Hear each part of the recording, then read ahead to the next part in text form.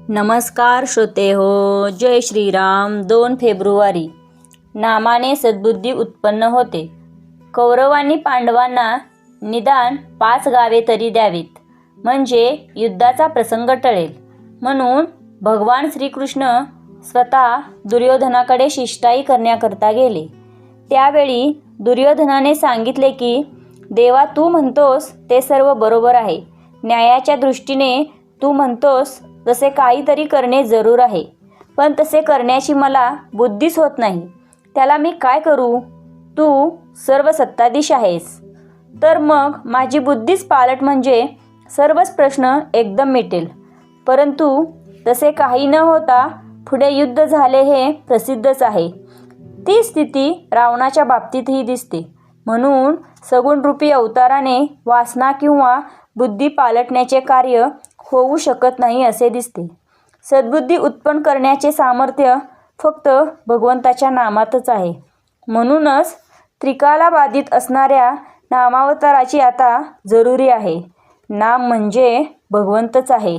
ते नाम अनन्य होऊन आपण एक घेऊया.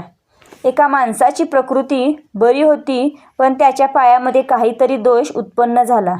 डॉक्टर म्हणाला की जीव वाचवायचा असेल तर, बाकीचे सर्व शरीर टिकवायचे असेल तर पाय कापायला हवा. आता नुसता प्राण आहे, पण हात हलत नाही, पाय हलत नाही, डोळ्यांनी दिसत नाही, कानांनी ऐकू येत नाही, पण प्राण आहे तर उपयोग नाही.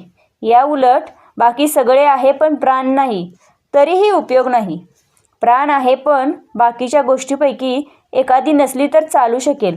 समजा कानाने ऐकू येत नाही, नाही तर नाही, कुठे बिघडले? उपासना, अनुसंधान हे प्राणासारखे समजावे.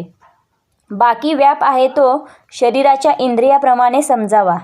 यात भगवंताचे अनुसंधान चुकले तर प्राणच गमावल्यासारखे आहे. ते सांभाळून जे करता येईल तेवढेच करणे जरूर आहे. ते न सांभाळता बाकीच्या गोष्टी केल्या तर अति निराशा आहे. आमच्या मनासारख्या गोष्टी होत नाहीत म्हणून आम्ही दुःखी आहोत असे म्हणण्यापेक्षा, ती गोष्ट आमच्या मनात आहे हेच दुःख मूळ आहे. अमकी गोष्ट सुखदायक आहे ही जी कल्पना आहे तीच दुःखमूळ आहे हे समजून आपण वागले पाहिजे. म्हणून एक करा, अनुसंधान टिकवून जेवढे करता येईल तेवढेच करा. श्रीराम जय राम जय जय राम. श्रीराम जय राम जय जय राम. श्रीराम जय राम जय जय राम.